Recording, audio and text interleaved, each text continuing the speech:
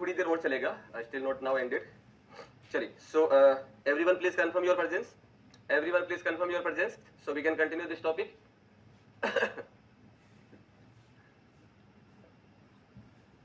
Okay चलिए, तो हम लोग क्या बात कर रहे थे, हम लोग बात कर रहे थे डी के को लेके। डी के जो होता है वो हम लोग इंडिपेंडेंट डिस्प्लेसमेंट को काउंट करते हैं, किस जॉइंट पे कितना डिस्प्लेसमेंट होगा वो काउंट करते हैं, दैट इज कॉल्ड डी के। और डी के में डिस्प्लेसमेंट काउंट करते हैं। तो डिस्प्लेसमेंट क्या होता है, तो डिस्प्लेसमेंट को बेसिकली अगर हम बात करें तो माय डियर फ्रेंड्स, डिस्प्लेसमेंट में हमारे पास स्लोप रोटेशन या डिफ्लेक्शन या डिफॉर्मेशन या रिजिड बॉडी डिस्प्लेस आता है, या रिजिड बॉडी डिस्प्लेस आता है। अब इसको जरा हम समझते हैं कि भाई क्या होता है, ये क्या होता है। तो इसके लिए अगर हम बात करें तो क्या हो जाएगा, इसके लिए अगर हम बात करें, सपोज करिए मेरे पास में कोई भी एक बॉडी है, सपोज करिए दिस इज द बॉडी, और इस बॉडी को बोल देता हूं मैं डिफॉर्मेबल बॉडी, डिफॉर्मेबल, इलास्टिक और एक्सटेंसिबल बॉडी, एक्सटेंसिबल बॉडी। इसको मैं क्या बोल देता हूं, इसको बोल देता हूं डिफॉर्मेबल, इलास्टिक और एक्सटेंसिबल बॉडी, एक्सटेंसिबल बॉडी। और दूसरा हो जाएगा, दूसरा बॉडी अगर हम देखें तो दूसरा बॉडी हो जाएगा दैट इज कॉल्ड रिजिड और इनएक्सटेंसिबल, इनएक्सटेंसिबल, इनएक्सटेंसिबल बॉडी। अगर हम इसके ऊपर फोर्स लगाएं, अगर हम इस पे फोर्स लगाएं तब क्या होगा, तब उस केस में अगर हम थोड़ी सी बात करें तो क्या हो जाएगा, look at this, this is the body and here is the body. अगर मैं इस बॉडी पे, इस बॉडी पे, ये जो आपके पास में बॉडी दे रखा है,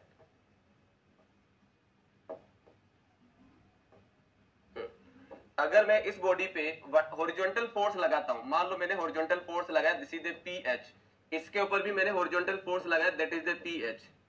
तो मैं ये जानता हूं कि हॉरिजॉन्टल फोर्स की वजह से डिफॉर्मेबल बॉडी जो होता है वो डिफॉर्म करेगी, जो 100 में आप देखते हैं।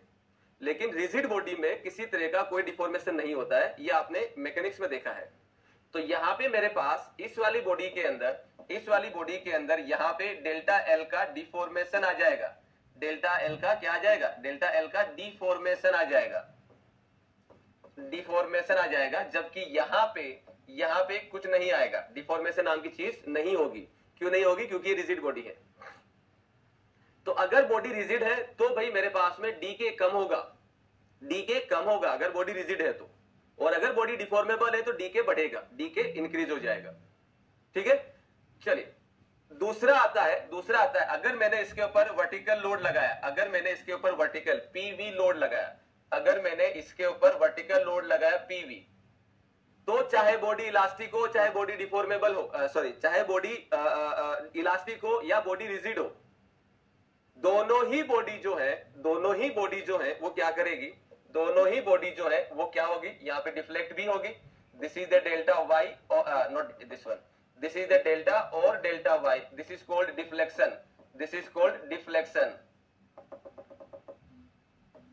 ये आ जाएगा डिफ्लेक्शन, डिफ्लेक्शन। और ये क्या करेगी, यहाँ पे रोटेट भी करेगी, दिस इज कॉल्ड रोटेशन या स्लोप, ये हो जाएगा रोटेशन या और स्लोप।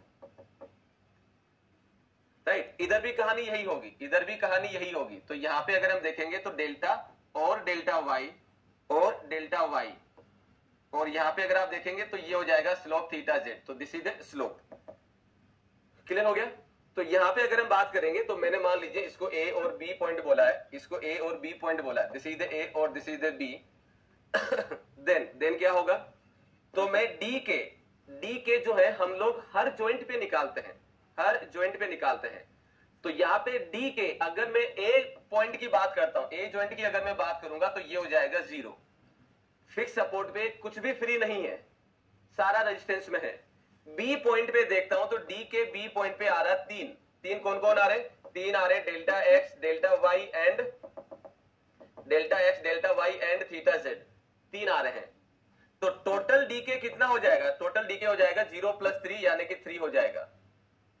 अगर मैं इसमें देखता हूं इस वाले के लिए तो इसमें क्या हो जाएगा, इसमें देखेंगे तो डी के ए पॉइंट का हो जाएगा 0 एंड डी के बी पॉइंट का हो जाएगा दैट इज 2, तो टोटल डी के हो जाएगा 2, टोटल डी के हो जाएगा 2।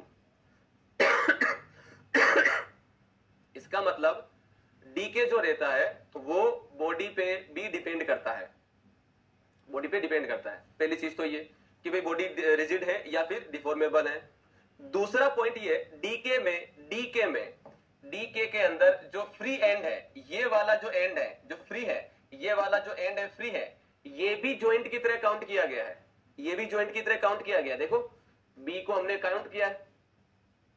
इसका मतलब ये रहा कि भाई हमें आगे बढ़ने से पहले, यानी कि ये सारा लिखने से पहले हमें ये देखना होगा कि भाई नंबर ऑफ जॉइंट या जॉइंट कहां कहां होंगे और किस किस को हम लोग जॉइंट मानते हैं। तो नेक्स्ट पॉइंट आपको लिखना है, ये भी कॉपी नहीं करना है, ये वाला भी लिखना नहीं है किसी को भी। पहले आप ये लिखिए, इसको मैं ये दे देता हूं। पहले ये लिखिए जॉइंट कंसीडर।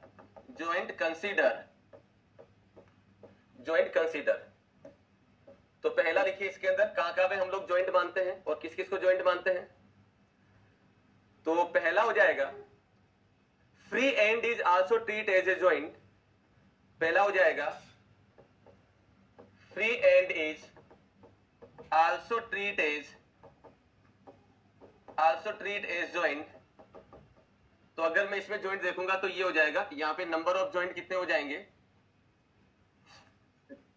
तो नंबर ऑफ जॉइंट हो जाएंगे दैट इज द 2। एक ये हो जाएगा और दूसरा ये हो जाएगा। तो free end is also treat as a joint. दूसरा हो जाएगा when curved member meet with straight member, curved member meet with straight member, then that point also treat as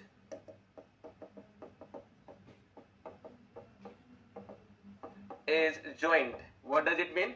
ये कर्व्ड मेंबर है और ये मेंबर मिल रहा है स्ट्रेट मेंबर से, तो यहाँ पे नंबर ऑफ जॉइंट जो होंगे वो क्या हो जाएगा, 1 2 3 और 4। तो नंबर ऑफ जॉइंट हो जाएंगे दैट इज 4। तो जॉइंट यहाँ पे हो जाएगा दैट इज 4। लिख लीजिए इसको। तीसरा हो जाएगा where material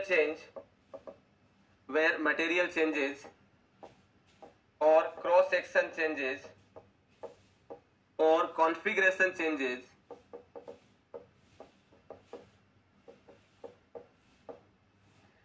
that point also treat as joint, that point also treat as joint। माने अगर मैं यहां पे बात कर लेता हूं इसमें, तो ये एल्यूमिनियम है और ये स्टील है, और दूसरा अगर मैं देख लेता हूं यहां पे हो जाएगा कुछ ऐसा, लुक एट दिस। पहले तो इसी में लिख देते हैं, इसका एरिया 2A है और ये A है। तो यहाँ पे अगर मैं ज्वाइंट की बात करूंगा तो एक ज्वाइंट ये हो गया। ज्वाइंट की अगर हम बात करेंगे तो 1 2 3, तो नंबर ऑफ ज्वाइंट यहाँ पे हो जाएंगे, नंबर ऑफ ज्वाइंट हो जाएंगे दैट इज द 3। इसमें अगर मैं ज्वाइंट की बात करता हूं तो 1 2 और 3, तो यहाँ पे ज्वाइंट हो जाएंगे दैट इज द 3। तो जहां पे मटेरियल चेंज हो रहा है, जहां पे क्रॉस सेक्शन चेंज हो रहा है, उस पॉइंट को हम लोग जो है वो ज्वाइंट की तरह मानते हैं। लिखो इसको।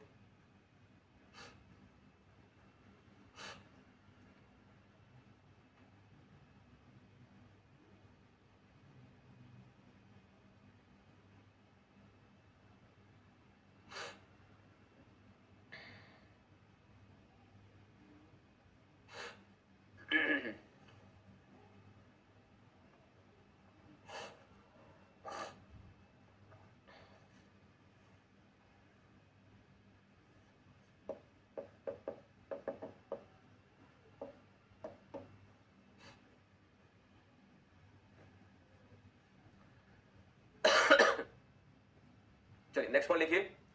If nothing is mention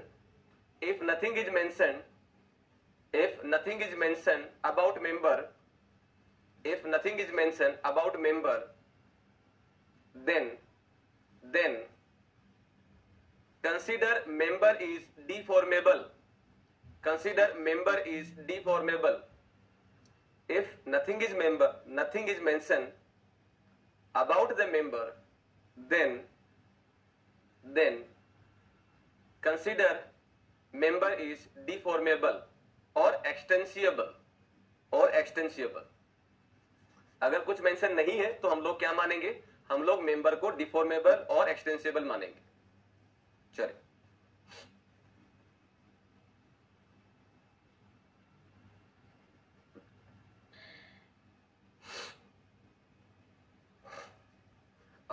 next हो जाएगा डीके निकालने के लिए जो फॉर्मुलेशन होते हैं वो क्या क्या हो जाएंगे, डीके निकालने के लिए जो फॉर्मूला हो जाएगा वो हो जाएगा दैट इज, पहला हम लोग लिख ले रहे हैं फॉर ट्रस के लिए, जो ट्रस के लिए जो दिया जाएगा फॉर्मूला वो क्या हो जाएगा, DK is equal to 2j minus R E, और 3D ट्रस के लिए हो जाएगा DK is equal to 3j minus R E, 3j minus R E. पहला हो जाएगा हमारे पास 2D ट्रस के लिए, पहला हो जाएगा 2D ट्रस के लिए, और दूसरा हो जाएगा 3D ट्रस के लिए। पहला हो जाएगा दिस वन, दूसरा हो जाएगा फ्रेम के लिए, दूसरा हो जाएगा फ्रेम के लिए। फ्रेम में अगर कुछ नहीं बोला गया तब हम क्या बात करेंगे, फ्रेम में कुछ नहीं बोला गया तब हम बोलेंगे जॉइंट रिजिड है, joint rigid and member extensible, member extensible यानी कि डिफॉर्मेबल है। तब उस केस में डीके जो दिया जाएगा वो दिया जाएगा 3j माइनस आर ई, और डीके दिया जाएगा 6j माइनस आर ई। ये हो जाएगा 2D फ्रेम के लिए और ये हो जाएगा 3D फ्रेम के लिए। लिखो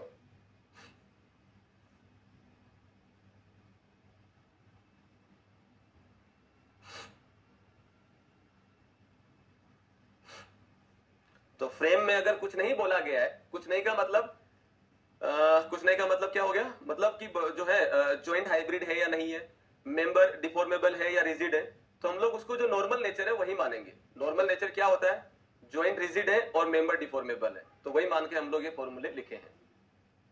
लेकिन अगर क्वेश्चन में मेंशन कर दें, अगर क्वेश्चन में मेंशन कर दें कि आपके पास जो मेंबर है, नहीं आपके पास जो जॉइंट, पहले जॉइंट की बात कर लेते हैं, आपके पास जॉइंट जो है वो हाइब्रिड है, क्या है, जॉइंट जो है वो हाइब्रिड है, तब क्या होगा आप सोच के बताइए, आपको सबको सोचना है। अगर मैंने किसी भी जॉइंट को हाइब्रिड कर देना है तब उस केस में डीके बढ़ेगा या कम होगा, डीके बढ़ेगा या कम होगा, ये बताना है सबको। डीके बढ़ेगा या कम होगा, दैट यू टेल मी। तो अगर मैं किसी भी जॉइंट को हाइब्रिड कर देता हूं, कैसे, तो मान लो, समझा रहा हूं, पहले समझिए, है ना, बाद में मैं इसका नोट 1 और 2 करके लिखाऊंगा। तो हम लोग क्या बोल रहे हैं कि अगर हमने यहाँ पे देखना है, तो यहाँ पे अगर मैं देखता हूं तो यहाँ पे ये जो जॉइंट है इस पे 2 मेंबर जुड़े हैं, इस पे 3 मेंबर जुड़े हैं, कुछ नहीं बोला गया तो ये रिजिड जॉइंटेड है, कुछ नहीं बोला गया तो क्या है, ये रिजिड जॉइंटेड है। रिजिड जॉइंटेड का मतलब हुआ कि ये जब रोटेट करेगा तो ये थीटा और ये थीटा तीनों बराबर होंगे, थीटा 1 थीटा 2 और थीटा 3 बराबर होंगे, क्योंकि ये पूरा का पूरा एक साथ ऐसे रोटेट करेगा। तो जितना यहाँ पे थीटा हो रहा है सेम थीटा इधर से इधर होगा, तो नो चेंज, कोई चेंजेस इसमें नहीं होगा। क्लियर। लेकिन अगर मैं यहाँ पे हिंज मान लेता हूं, फॉर एग्जांपल मैं यहाँ पे हिंज मान लेता हूं, इसको रहने देता हूं, इधर लिख देता हूं। अगर हिंज मान लेता हूं तब ये जो मेंबर रोटेट करेंगे this is theta 1 theta 2 and theta 3, ये जो होंगे इसके अंदर थीटा 1 not equal to theta 2 not equal to theta 3, इसमें क्या होंगे, theta 1 equal to theta 2 equal to theta 3 अगर रिजिड जॉइंट है तो। और अगर पिन जॉइंट है यानी कि हिंज अगर मैंने लगा दिया तब उस केस में अलग अलग होंगे। तो अननोन मेरे पास में क्या हो जाएंगे, अननोन मेरे पास में अननोन डिस्प्लेसमेंट, डिस्प्लेसमेंट कौन सा, थीटा, यानी कि रोटेशन बढ़ जाएगा, तो रोटेशन बढ़ेगा तो डीके बढ़ जाएगा। क्लियर हो गया। तो अगर जॉइंट को हाइब्रिड करते हैं तब डीके इंक्रीज होता है, अगर जॉइंट को हाइब्रिड किए हैं तब डीके इंक्रीज होता है। और अगर आप हाइब्रिड नहीं करते हैं तब ये कोई फर्क इसमें नहीं आता है, वही चीज हम लोग लिखेंगे। क्लियर हो गया सबको। तो ये आपको ध्यान रखना है। तो पहला पॉइंट इसमें लिखिए, तो इसके अंदर नोट 1 करके लिखिए, note 1, if sum of joints or member, if sum of joints or member, if sum of joints or member are hybrid, then if sum of joints or member are hybrid, then the decay will increase, the decay will increase, the decay will increase.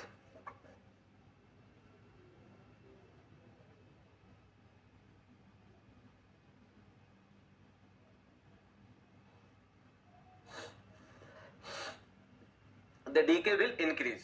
तो क्या हो जाएगा, अगर मैंने joint को hybrid किया है ये मैं इसको रख देता हूं, आप इसको बना लीजिएगा ताकि ये आपको ध्यान में रहे कि भाई हमने क्या लिखे हैं।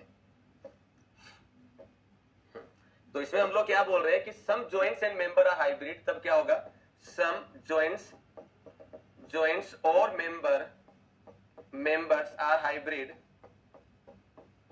देन डी के क्या हो रहा है हमारे पास, इंक्रीज हो रहा है। तो क्या हो जाएगा डी के, इसमें अगर हम लिखेंगे तो 3 into J minus R E plus R R, और ये हो जाएगा D K is equal to 6j minus R E plus R R. ये हो जाएगा 2D फ्रेम के लिए और ये हो जाएगा 3D फ्रेम के लिए। 3D फ्रेम के लिए आर आर का वैल्यू वही है, आर आर का वैल्यू वही है जो आप लोग पहले से लिखे हुए हैं, m डैश माइनस 1 ये 2D के लिए है, और ये हो जाएगा 3m डैश माइनस 1 3D के लिए। और ये लिखा गया है फॉर जॉइंट के हाइब्रिड के लिए जॉइंट के हाइब्रिड के लिए। जॉइंट पे अगर हाइब्रिड होता है तब आर आर का वैल्यू ये हो जाएगा, लेकिन अगर मेंबर हाइब्रिड करते हैं, फॉर मेंबर हाइब्रिड जब किया जाएगा तो मेंबर हाइब्रिड होगा हमारे पास या तो इंटरनल हिंज के द्वारा, या हाइब्रिड होगा वर्टिकल रोलर के द्वारा, या फिर हाइब्रिड होगा मेंबर हाइब्रिड होगा या तो इंटरनल हिंज के द्वारा, या होगा वर्टिकल रोलर के द्वारा, और या होगा यहां पे हॉरिजॉन्टल रोलर के द्वारा, या फिर हो जाएगा हॉरिजॉन्टल रोलर के द्वारा।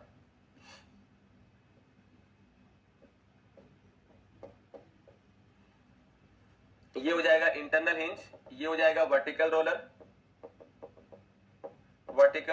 और ये हो जाएगा हॉरिजॉन्टल रोलर। तो जॉइंट पे आर आर का वैल्यू कितना होगा वो हम लोग इसके द्वारा निकालेंगे, मेंबर पे आर आर का वैल्यू कितना होगा वो निकालेंगे हम लोग इसके द्वारा। तो यहाँ पे आर आर का वैल्यू, मेंबर अगर हाइब्रिड होता है तो वो ये दिया जाएगा, मेंबर अगर हाइब्रिड होता है तब यहाँ पे जो वैल्यू दिया जाएगा वो हो जाएगा दिस वन।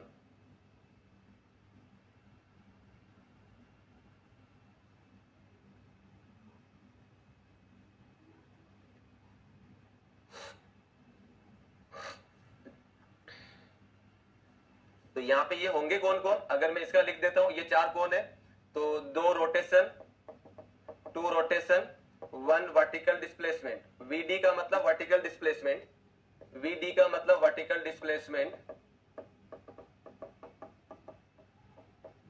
और HD का मतलब horizontal displacement,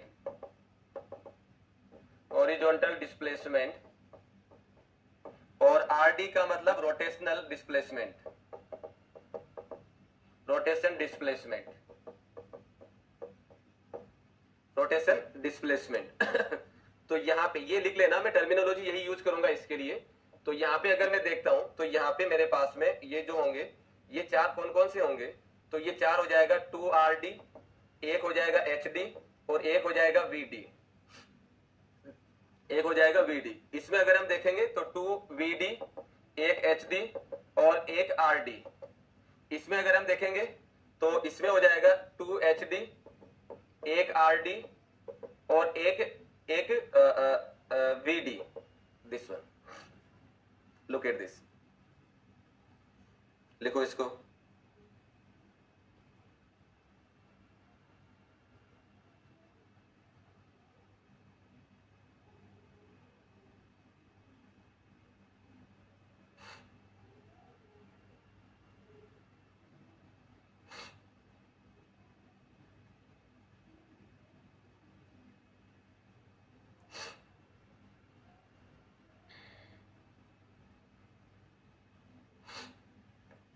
so this is the note 1 जो आपको ध्यान देना है। RD HD VD क्या है वो हमने यहां लिख रखा है, वो हमने यहां पे लिख रखा है, this is the VD, this is the VD।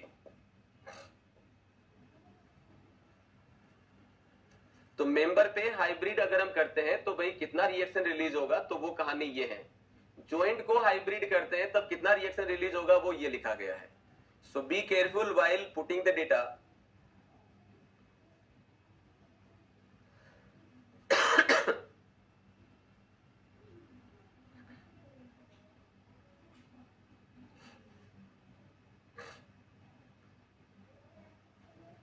So this is the note 1. This is the note 1. Some joints और oblique members are hybrid then, और ये सारी कहानी हो जाती है। नाउ नोट 2, नोट 1 में हमने ये देखा कि अगर हमारे पास इंटरनल जॉइंट दिया जाता है या सॉरी मेंबर को और जॉइंट को अगर हम हाइब्रिड करते हैं तो डी के इंक्रीज हो रहा है, वो हमने लिख दिया। अगर हम लोग मेंबर को रिजिड कर देते हैं, मेंबर को क्या कर देते हैं, रिजिड कर देते हैं। रिजिड करने का मतलब क्या रहा कि भाई मेंबर हमारे पास में या तो डिफॉर्मेबल होगा या फिर रिजिड होगा।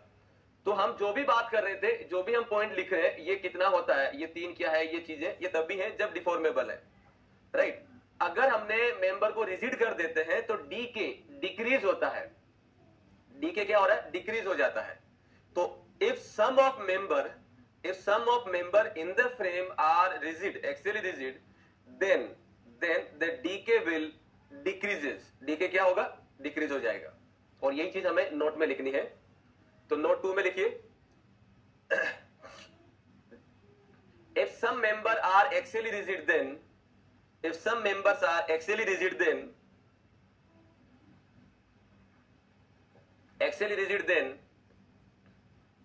the decay will decrease, axially rigid then the decay will decreases, decay will decrease, decay जो है वो क्या हो जाएगा, डिक्रीज हो जाएगा। तो क्या होगा, तो इसमें लिखा जाएगा decay is equal to क्या लिखेंगे हम लोग, तो यहां पे मैं क्या लिख रहा हूं, यहां पे नोट 2 के अंदर मैं क्या बोल रहा हूं, मेंबर जो है वो रिजिड है, बट मेंबर रिजिड है एंड जॉइंट जो है मेरे पास में वो क्या है, रिजिड है। जॉइंट को मैंने हाइब्रिड नहीं करा है। अगर मैंने जॉइंट को हाइब्रिड करूंगा तो आरआर वाला टर्म्स आ जाएगा। अगर मैं हाइब्रिड नहीं करूंगा तो मेरे पास में यही रहेगा, इसमें जॉइंट रिजिड और मेंबर एक्सटेंसिबल, ठीक है।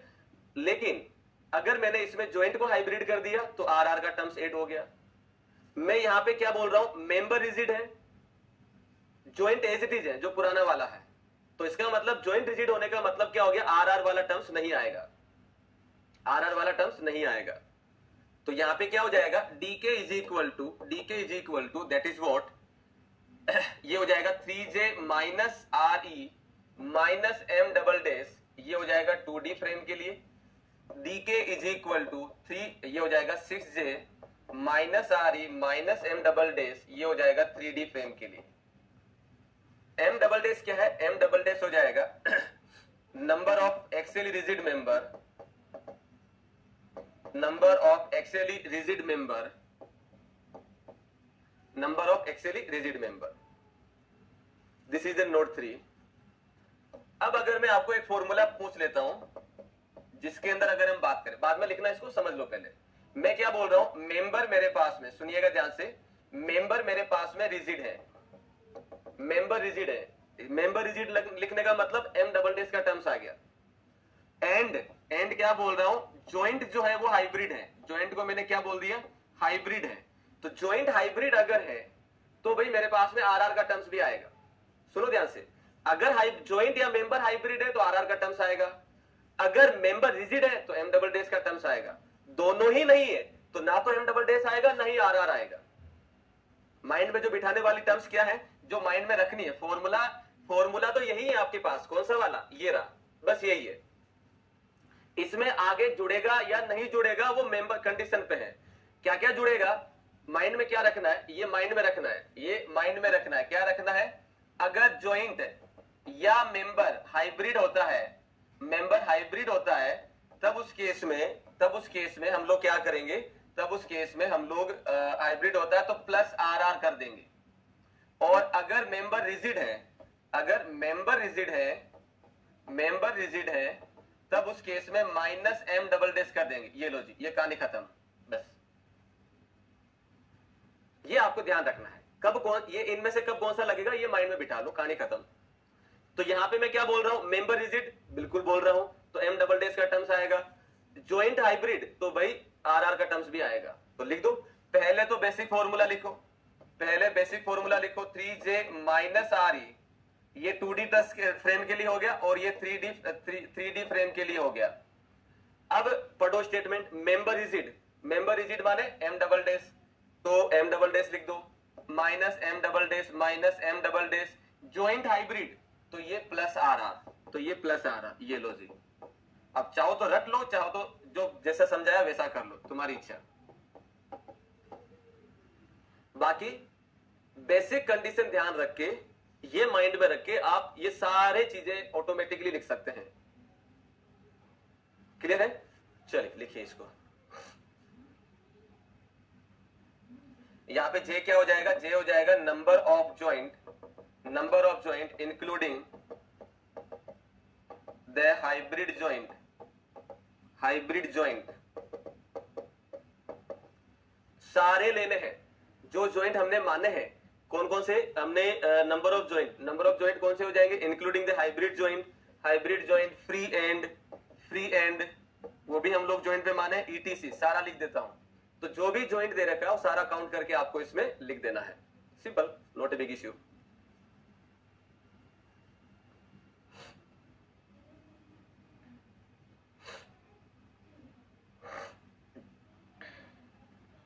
अब लिख लो इसको, जो आपको लिखना है। आप फटाफट इसको कॉपी कर लीजिए।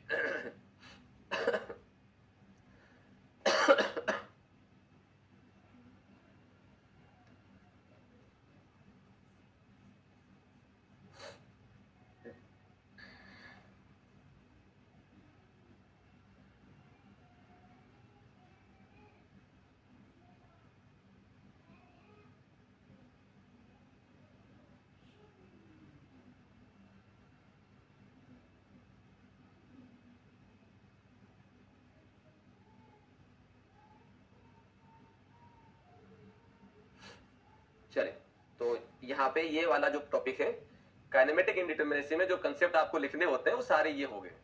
अब आपको क्या करना है? एग्जाम्पल करना है। तो पहला एग्जाम्पल तो हो जाएगा मेरे पास में ये एग्जाम्पल नंबर 1 और एग्जाम्पल नंबर 2। एग्जाम्पल नंबर 2 ये आपको जो है वो क्या कर लेना है? लिख लेना है। इसको हटा देता हूं, ये आपने ऑलरेडी लिख रखा है, तो ये हो जाएगा। ये तो हमने समझ के करा, ये तो हमने क्या करा? समझ के करा है। लेकिन माय डियर फ्रेंड्स, हम लोग इसको फॉर्मुलेशन से भी कर सकते हैं। अगर मैं फॉर्मुलेशन से करता हूं तो क्या होगा? फॉर्मूला अगर लगाता हूं तो क्या हो जाएगा? सेकंड अप्रोच, तो डी के दिया जाता है 3j माइनस आर। पहले तो ये लिख लो, पहले तो बेसिक फॉर्मूला लिख लो, और बाकी जो चीजें हमारे दिमाग में बैठी हुई है, कौन सी चीज?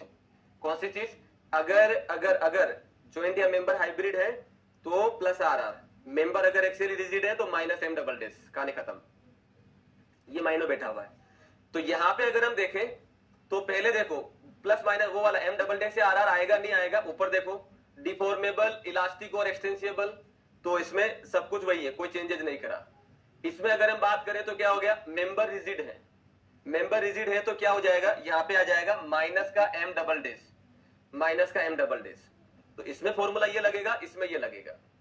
अब यहां पे अगर मैं देखता हूं तो सबसे पहले जे का वैल्यू कितना? ज्वाइंट, ज्वाइंट हो जाएगा 1 और 2, फ्री एंड को ज्वाइंट की तरह काम कर रहे हैं, तो ज्वाइंट हो जाएगा 2। R E number of support reaction, तो रिएक्शन कितनी आएगी? अगर मैं सपोर्ट रिएक्शन देखता हूं तो सपोर्ट रिएक्शन आ जाएगी 1, 2 और 3, तो आर ई का वैल्यू हो जाएगा 3। और अगर मैं एम डबल डेस, इसको बाद में देखेंगे, पहले इधर लिख लेते हैं। तो ये हो जाएगा 3 इंटू 2 माइनस 3, तो D K is equal to आ गया आपके पास में 3। Same answer. अगर मैं इसके लिए देखता हूं तो क्या हो जाएगा? D K is equal to 3 into 2 minus 3 minus M double dash. M double dash क्या है? Member, number of axially rigid member. तो यहाँ पे मेंबर कौन है? एक ही है, तो यहाँ पे एम डबल डेस का जो वैल्यू बन जाएगा वो क्या बनेगा? एम डबल डेस का वैल्यू हो जाएगा 1, तो ये -1, तो D K is equal to 2, और यही चीज देख ली ऊपर आया है। सेम। अब इसको लिख लीजिए। Now note it down. So there are the 2 example.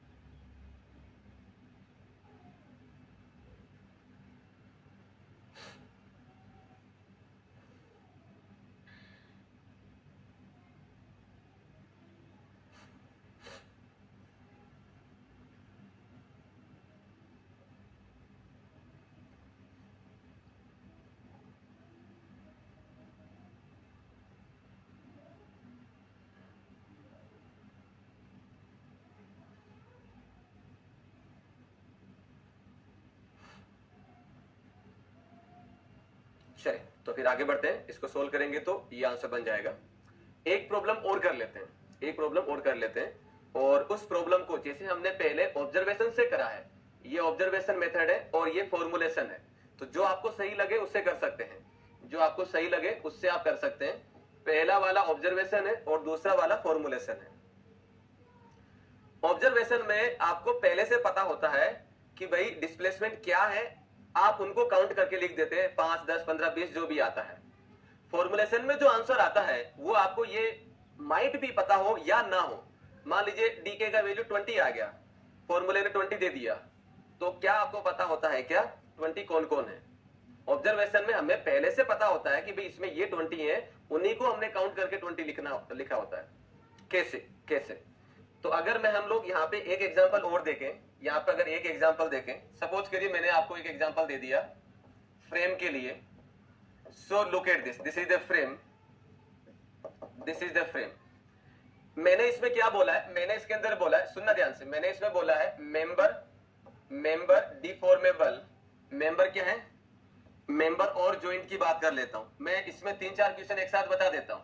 पहला कंडीशन बोल रहा हूं मेंबर डिफॉर्मेबल है और जॉइंट रिजिड है, तब डीके कितना होगा? जॉइंट रिजिड है तब डीके कितना होगा, वो हम लोग बात कर रहे हैं, ठीक है ना। तो इसको अगर हम समझेंगे तो क्या होगा, इसके लिए हम बात कर लेते हैं। पहला क्वेश्चन हो जाएगा ये,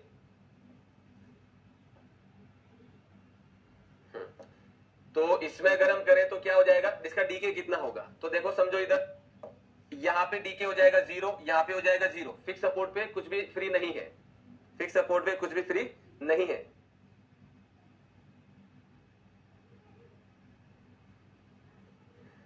चलिए यहाँ पे अगर मैं देखता हूं तो यहाँ पे हो जाएगा डेल्टा एक्स, डेल्टा वाई और थीटा।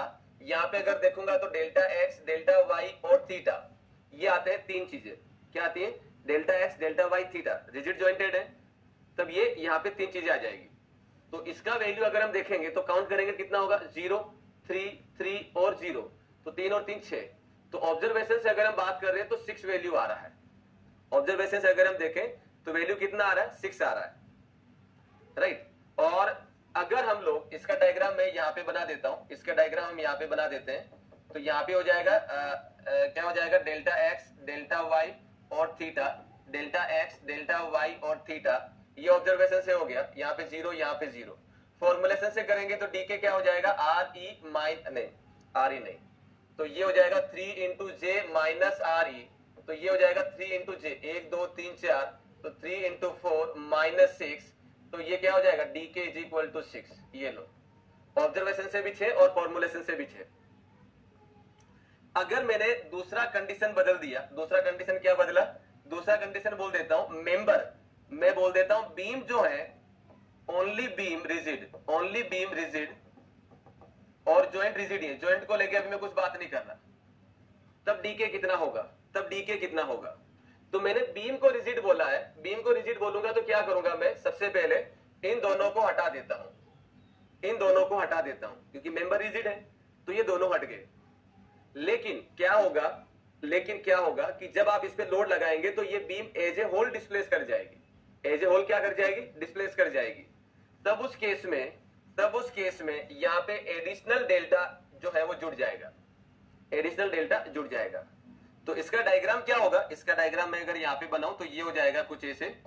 तो ये मैंने बोला ओनली बीम रिजिड है, तो यहाँ पे आ जाएगा डेल्टा वाई थीटा, और ये एडिशनल डेल्टा इसमें जुड़ जाएगा, दिस इज द वन। बाकी सारा यहाँ पे अगर हम देखेंगे तो दिस इज 0, तो इसका डीके कितना होगा, 1 2 3 4 5, तो ये आ जाएगा 5, दिस इज द 5। फॉर्मुलेशन से अगर हम करें तो क्या हो जाएगा, DK is equal to 3 into J minus R E minus M double dash, क्योंकि हमने मेंबर को रिजिड किया है, जॉइंट वैसा का वैसा है। तो यहाँ पे क्या हो जाएगा, ये हो जाएगा that is equal to 3 into 4 minus 6 minus 1, तो that DK is equal to 5। Same answer आ रहा है, देख लो, चाहे फॉर्मुलेशन से करो चाहे ऑब्जर्वेशन से करो। अब मैं बोल देता हूं, सुनो ध्यान से, अब मैं क्या बोल देता हूं तीसरी कंडीशन में, तीसरे बोल देता हूं ओनली कॉलम रिजिड और जॉइंट अभी भी रिजिड है, ओनली कॉलम रिजिड, तो सबसे पहले तो आप यहां पे पूरा सारा लिख दो ताकि हमें ध्यान में रहे। अगर ओनली कॉलम रिजिड है तब क्या होगा, कॉलम रिजिड है तो भाई मेरे पास में ये टर्म्स हट जाएंगे। सपोर्ट के सेटलमेंट को अलाउ कर नहीं रहा है तो हमारे पास में एडिशनली कुछ नहीं जुड़ेगा, क्योंकि कॉलम नीचे शिफ्ट नहीं होगा और ये रिजिड है तो डिफॉर्म नहीं होगा। तो यहां पे अगर हम देखेंगे तो क्या होगा, इसमें अगर देखा जाए तो ये हो जाएगा हमारे पास कुछ ऐसे, लुक एट दिस, ये हो जाएगा इस तरीके से। So this is the delta x, this is the delta x, and यहाँ पे आ जाएगा थीटा, यहाँ पे आ जाएगा थीटा, बस और कुछ नहीं। तो कितने हो गए ये हो गए 4, ये हो जाएंगे 4। तो यही चीज हम फॉर्मुलेशन से निकाल लेते हैं। तो that D K is equal to 3 into 4 minus 6 minus M double dash 2, 2 column, इसमें हमने बीम को माना था। तो that D K is equal to 4। सारे रिजिड है तो 3 माइनस कर दो, कहानी खत्म। अब अगर मैं बोल देता हूं, अब देखो मैं क्या बात कर रहा हूं इसमें, चौथा एग्जांपल ले लेता हूं। मेंबर मेरे पास में डिफॉर्मेबल है, बट मैंने ज्वाइंट को हाइब्रिड कर दिया। ज्वाइंट को मैंने क्या कर दिया, हाइब्रिड कर दिया, किसी भी एक ज्वाइंट को। तो मान लेते हैं मैंने सबसे पहले तो मैं वापस वो लिख देता हूं, सारा का सारा ये लिख दिया, इसको हटाओ, ये कहानी खत्म है इसकी। अब मैं क्या बोल रहा हूं, मैंने इस ज्वाइंट को हाइब्रिड कर दिया, फॉर एग्जांपल IH लगा दिया। तो भाई पहले जो मेरे पास में एक ही थीटा था, दोनों मेंबर जब घूमेंगे तो ऐसे घूमेंगे, यहां पे जो थीटा था वो थीटा यहां पे था। लेकिन जब मैंने हिंज लगा दिया है तो यहां पे क्या हो जाएगा, θ1 एंड θ2, 2 थीटा आ जाएंगे, 2 थीटा आ जाएंगे। तो मैं यहां पे अगर इसकी बात करता हूं तो क्या होगा, यहां पे अगर हम बात करेंगे तो क्या हो जाएगा, लुक एट दिस। तो ये हो जाएगा कुछ ऐसे, यहां पे मैंने अगर इस ज्वाइंट को हाइब्रिड किया है, ज्वाइंट को हाइब्रिड किया है, तब उस केस में क्या होगा, यहां पे आ जाएगा delta x delta y theta, यहां पे आ जाएगा delta x delta y θ1 and θ2, यहां पे 0 0, काउंट कर लो 1 2 3 4 5 6 7, तो इसका जो आ जाएगा डी के 7 होगा। फॉर्मुलेशन से अगर हम देखें तो फॉर्मुलेशन से क्या होगा, फॉर्मुलेशन से हो जाएगा D K is equal to 3, पहले फॉर्मूला लिख लेते हैं, 3 into J minus R E plus R R plus R R, plus R R होगा क्योंकि हाइब्रिड कर रखा है। तो ये हो जाएगा D K is equal to, put कर लो 3 इंटू जे, 1 2 3 4, तो ये हो जाएगा 4 माइनस आर ई कितना है, आर ई हमारे पास में 6 है, प्लस आर आर क्या होगा, ज्वाइंट को हाइब्रिड किए हैं तो आर आर का वैल्यू हो जाएगा एम डैश माइनस 1, यानी कि 2 माइनस 1, यानी कि ये हो जाएगा 1। तो ये डी के आ रहा है हमारे पास 7, सेम वैल्यू आ रहा है, लुक एट दिस, ठीक है। तो ये कंसेप्ट होता है माय डियर फ्रेंड्स, आपको चीजों को जानने के लिए, समझने के लिए। अब ये आपके ऊपर है, आप ऑब्जर्वेशन से करते हैं या फॉर्मुलेशन से करते हैं, it is up to you, दोनों आपके सामने है। और यहां पे पहला जो चैप्टर है हमारा डिटर्मिनेसी वाला, वो खत्म होता है। कल हम लोग जो है वो स्टार्ट करेंगे, that is analysis of the trust. तो so finally thank you, will meet tomorrow on the same time. आप इसको कॉपी कर लीजिए आराम से।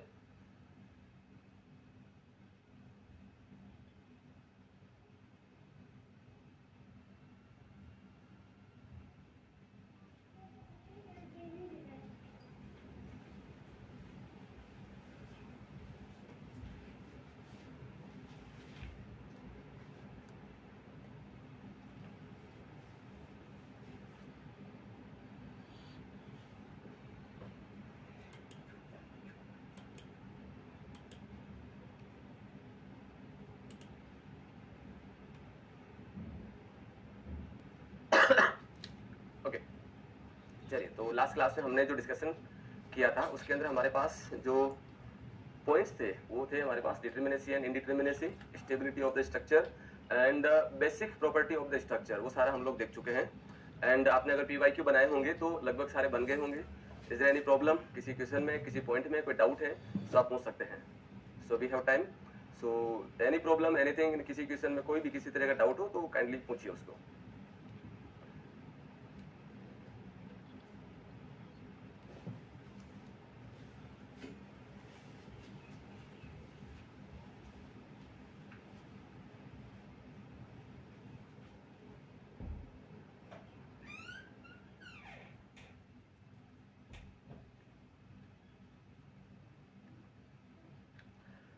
नमस्ते, सारे ओके हैं? काइंडली रिप्लाई करते रहिए, ये जरा आप इस चीज को समझें। रिप्लाई करना आप लोगों के लिए ही है, जितना बात करोगे, पूछोगे, जानोगे, उतना अच्छा होगा। So it is humble request to all, kindly discussion करिए, पूछिए, जानिए, डाउट रहता है उसको लिखिए। क्लास में लगभग जो है काफी सारे स्टूडेंट हैं, but out of them very few students जो है वो डिस्कशन या इंटरेक्शन कर रहे हैं।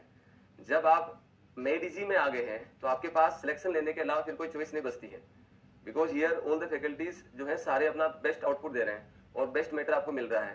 तो बेटर सी बात है, जब सीधी सी बात है, जब हमारी साइड से बेस्ट आपको मिल रहा है तो आपकी साइड से बेस्ट रिजल्ट आना चाहिए। तो उसके लिए सबसे जरूरी है, कल भी मैं बोला हूं, आपको हर हाल में फैकल्टी से डिस्कशन करना रहता है, पूछना रहता है। जब कोई भी डाउट है तो प्लीज क्लास के अंदर उसको जो है वो डिस्कशन करिए, ताकि हम उसको जान सके और आगे बढ़ सके। हाँ जी, कोई डाउट किसी को? जितने लोग लाइव हैं एटलीस्ट से यस और नो, एटलीस्ट से यस और नो, ताकि हम लोग जो है आगे बात कर सकें। सूरज यादव 1DS3 क्या लिखा है ये? 1DS3 2 DS1 3 single base single storey 3 4 basic, क्या लिखे हो बेटा सूरज? मैं ये नहीं समझ पा रहा हूं, आपने क्या लिखा है? एक बार दोबारा इसको लिखो। सर प्लीज एक बार सिलेबस बता दो क्या क्या है sequentially, because I have seen PYQ, कुछ सर्टेन एरिया से ही है। बिल्कुल, मैं वही चीज अभी बता देता हूँ। चलो, वर्टिकल एंड हॉरिजॉन्टल रोलर में RR की रिएक्शन 3 कैसे आती है? कंफ्यूजन है बहुत, बताइए। वर्टिकल एंड हॉरिजॉन्टल रिएक्शन में RR की वैल्यू, RR की रिएक्शन 3 कैसे आती है? हु टोल्ड यू RR की रिएक्शन 3 आती है? विशाल, आपने लिखा है वर्टिकल हॉरिजॉन्टल रोलर में RR की रिएक्शन 3 आती है। ये 3 वाली चीज बताई किसने? किसने बताई रखी है आपको? कल का अगर आप क्लास नोट्स अगर देख रहे हैं, कल का अगर क्लास नोट्स अगर आप देखते हैं तो भाई हमने उसमें जो लिखा था, मेरे पास ये इन्होंने कर रखा है, वेट करो, कहाँ देखे थे हम लोग RR का?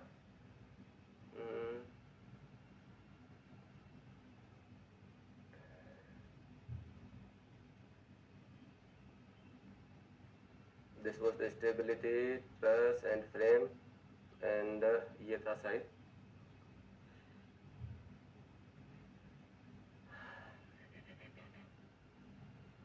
This is the static indeterminacy, this is the structure and this is the stability। इसमें नहीं है, ये हो जाएगा this one, इसमें रहा होगा शायद, ये हमने होमवर्क में किया था।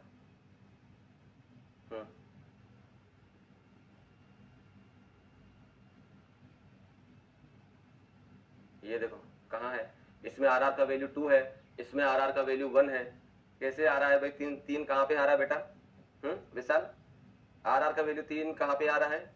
एक वर्टिकल एक हॉरिजॉन्टल है, तो या तो वर्टिकल लगेगा या हॉरिजॉन्टल लगेगा, दोनों एक साथ तो लगेंगे नहीं।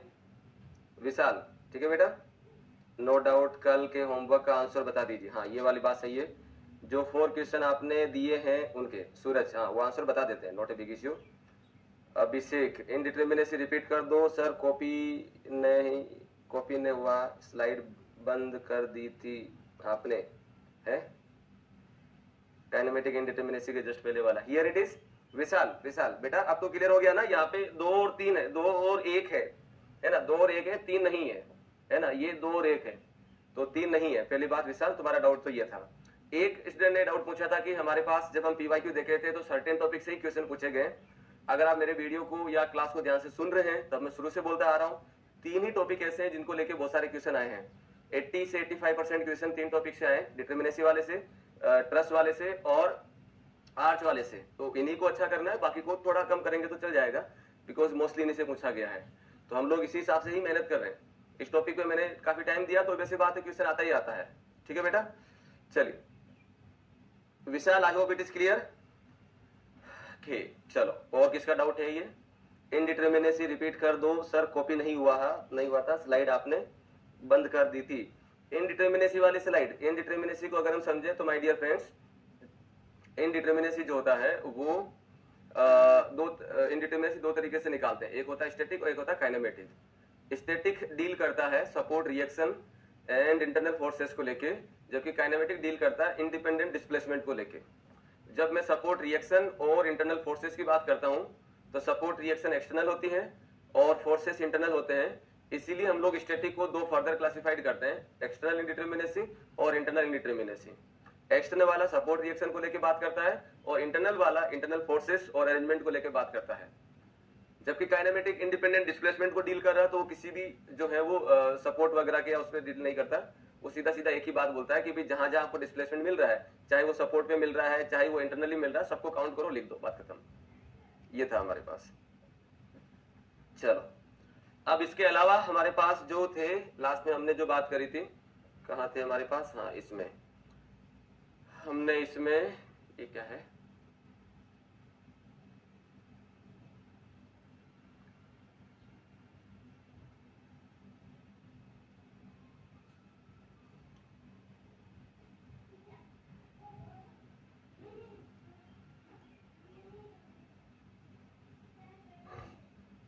ये 4 क्वेश्चन दिए थे जिनके आंसर आपको बताने थे जिसके आंसर आप सबको बताने थे।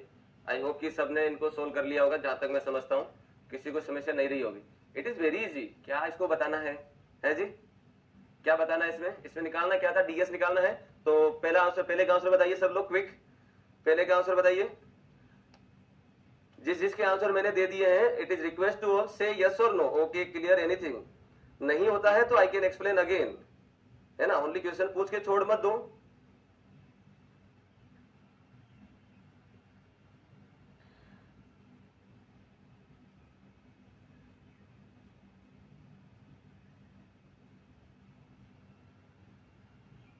पहले का आंसर नूट सभा 2 और सूरज का 3, शिवम का 2।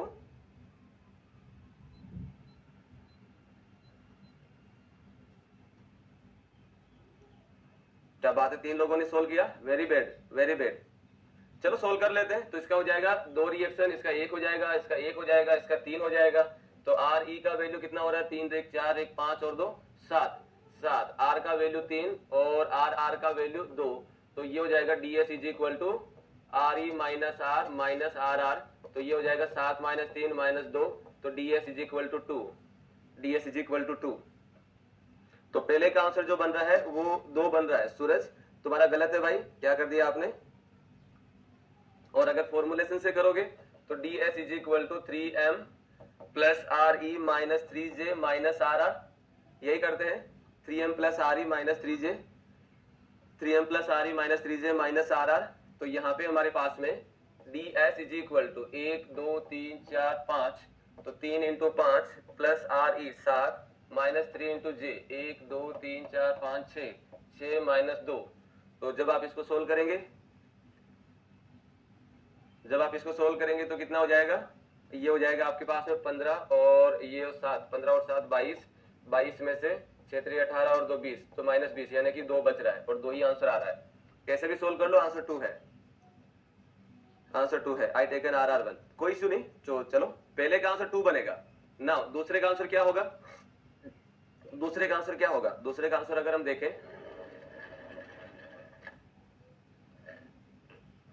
दूसरे का आंसर क्या होगा, दूसरे में अगर देखा जाए तो रिएक्शन हो जाएगी this is the 2, this is the 1, this is the 1, this is the 1।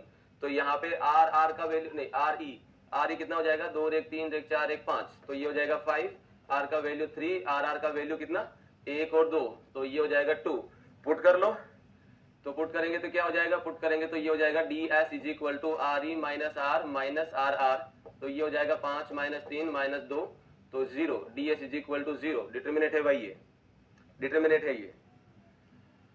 Premdutt और किसने, नोट सभा, संदीप तुम्हारा गलत है बेटा, प्रेमदत्त का ठीक। Suraj what is answer, second question का आंसर क्या होगा।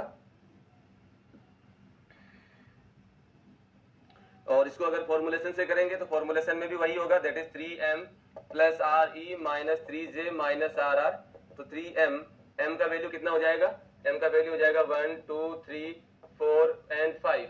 तो ये हो जाएगा 5 प्लस आर ई का वैल्यू 5 है, माइनस 3 इंटू जे 1 2 3 4 5 6। तो ये हो जाएगा 6 माइनस आर का वैल्यू 2। तो ये हो जाएगा 5 3 15 20, 20 और 20 0। तो ये हो जाएगा 0, ds का value 0। Chandra Prabha, Shivam, Sandeep, Suraj, Premdutt, that's very good, very good, very good भाई। चलो और क्या बचा, तीसरे का आंसर। अच्छा इसके आंसर लिख रहे थे ये, तीसरे का आंसर क्या होगा?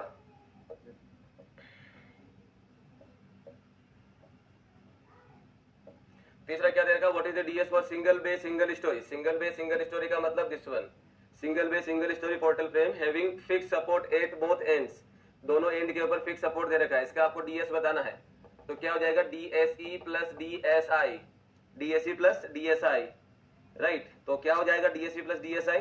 तो डीएसई हो जाएगा डीएसई, डीएसई हो जाएगा R E minus R, R E minus R, R E minus R के लिए क्या करेंगे? आर ई, आर ई हो जाएगा यहाँ पे 1 2 3, 1 2 और 3, तो आर ई का वैल्यू 6 और आर का वैल्यू 3, तो ये हो जाएगा दैट इज 3 6 माइनस 3 तो डीएससी का वैल्यू 3। नाउ डीएसआई, डीएसआई क्या होता है इसका? DSI is equal to 3 into C, C का वैल्यू 0, सी का वैल्यू क्या बन रहा है यहाँ पे? 0, तो ये हो जाएगा DSI is equal to 3 into 0, यानी कि डीएसआई क्या बन गया? 0। तो टोटल डीएस क्या हो जाएगा? 3 plus 0 is equal to 3, 3 plus 0 equal to 3। Sir second का आंसर 0, हाँ सेकेंड वाला 0 है संदीप, ठीक। गलत कैसे हुआ? अच्छा, अरे भाई आप, मैंने समझा पहले का आंसर 0 लिखा है संदीप, आप नाराज हो गए। शिवम 3, सूरज क्वेश्चन नंबर 3 का डीएस 3, नोट्स अबाउट 3, हाँ दैट्स ओके, दैट्स ओके। तो this is the way by which you can determine, okay. चलो आगे क्या लिखा गया? What is the DS for basic trust?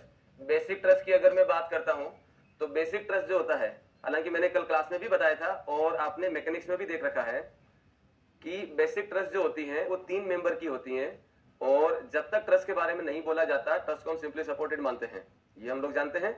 तो क्या हो जाएगा चौथे का आंसर अगर हम देखें, चौथे का आंसर अगर हम देखें तो क्या हो जाएगा? चौथे के आंसर में इसमें आ जाएगा, इसको हटा देते हैं। तो बेसिक ट्रस्ट होता है ये, and it is the simply supported, it is the simply supported, this is the basic trust, this is the basic trust.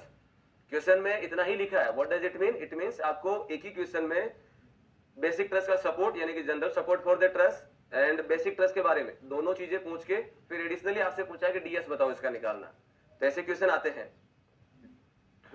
तो बेसिक ट्रस्ट के लिए अगर हम बात करेंगे तो ये बेसिक ट्रस्ट बन चुका है, इसका डीएससी क्या? डीएससी प्लस डीएसआई दोनों होके क्या हो जाएंगे? This is the DS. तो डीएससी क्या होगा इसका? डीएससी हो जाएगा that is R E minus R, R E का वैल्यू 1 2 और 3, मैं इसको दूसरा कलर ले लेता हूं, तो ये हो जाएगा दैट इज 1 2 और 3, तो आर ई का वैल्यू हो जाएगा 3 माइनस 3, तो DSC is equal to 0। DSI क्या होता है? डीएसआई की अगर हम बात करें तो डीएसआई हो जाएगा m minus 2j minus 3, m का value 1 2 3 minus 2 into J 1 2 3, 3 minus 3, तो 3 दूना 6 माइनस 3 3, 3 माइनस 3 0, तो 0, तो डीएसआई इक्वल टू 0, ये भी 0 ये भी 0, तो टोटल डीएस क्या बन गया? 0 प्लस 0 इक्वल टू 0। तो बेसिक ट्रस्ट जो होती है वो डिटर्मिनेट होती है इंटरनली और एक्सटर्नली भी। चलिए, तो अब आप मुझे ये बताइए कितने लोगों का ये चारों क्वेश्चन सही रहे हैं? इसमें तो आंसर दे सकते हैं, ईमानदार रहिए, इट्स माई क्लास, और मेरी क्लास में आप लोगों को जो है बोलना रहता है और आंसर देना है। Sir Japneet in question how R E 5, कहां पे आर ई 5 है बेटा? आर ई 5 कहां है? कौन से क्वेश्चन की बात कर रहे हो भाई? जपनीत किस क्वेश्चन की बात कर रहे हो बेटा? Suraj sir I have one doubt regarding link, sir if link is attached with beam attached then beam is 0, bending moment is 0 only, so direct R value 1 आती है ना? सूरज सूरज सूरज सूरज को शायद इस चीज से समस्या है कि भाई मेरे पास में ये जो मेंबर है वो लिंक की तरह मानता हूं, तो ये जब इन दोनों बीम से जुड़ा है तो आर का वैल्यू 1 आता है, ठीक है।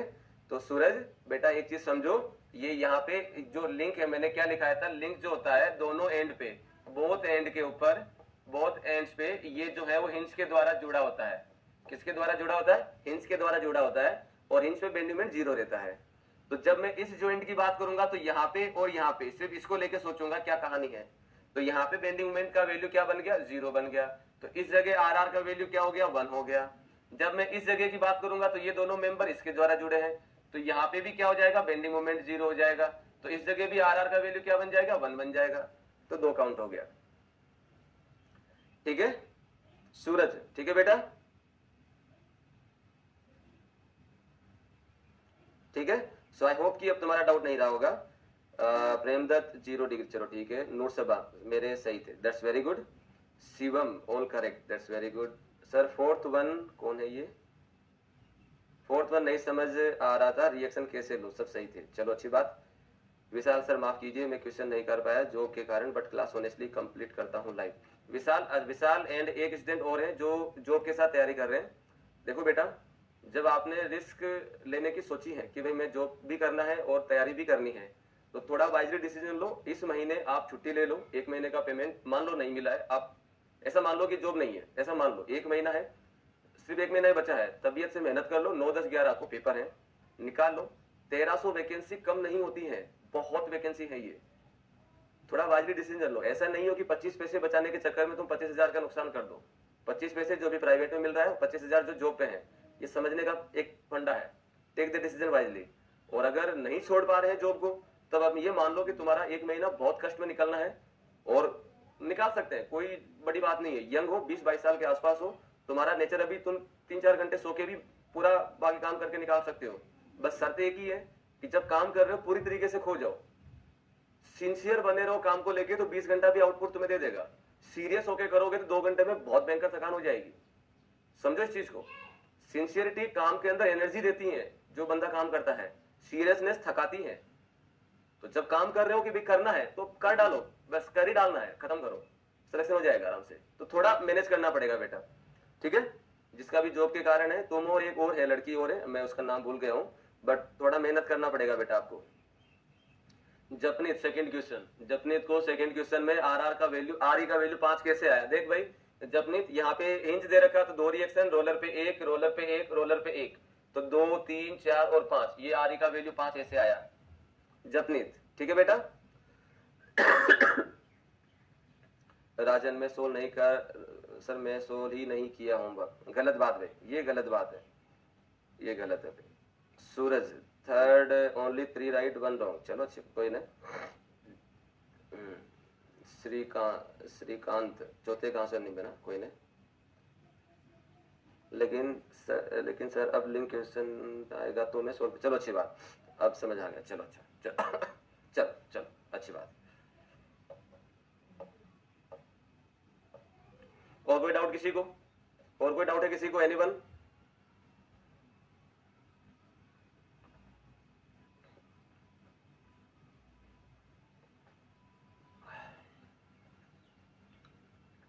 चलिए, जितने भी आपके पास जो क्वेश्चन दे रखे हैं पीवाईक्यू वाले, वो क्वेश्चन आप बना लीजिए, लगभग सारे बन जाएंगे। अगर कोई समस्या रहता है तो ब्रिंग इन द क्लास, और either you can discuss with me on the Telegram channel.